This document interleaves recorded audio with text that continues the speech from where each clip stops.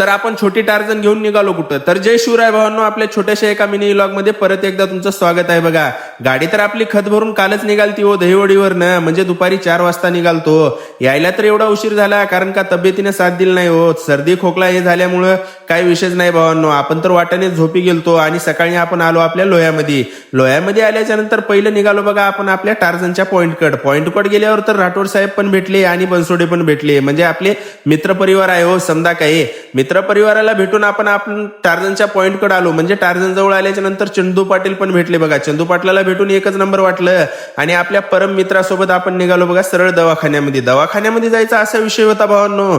कालपासून आपली तब्येत खूपच डाऊन होती बघा, मग काय विषयच नाही. छोटी टार्झन काढली आणि आपण सरळ निघालो परम मित्राला घेऊन दवाखान्यामध्ये. भावांनो, आपण तर ड्रायव्हिंगचा धंदा शिकलेला आहे, हे तर आयुष्यभरासाठीच आहे. आपल्या तब्येतीची पण थोडीफार काळजी घ्यावी लागते हो. अशाच छोट्याशा मिनी व्लॉग मध्ये भेटू भावाच्यानो उद्या.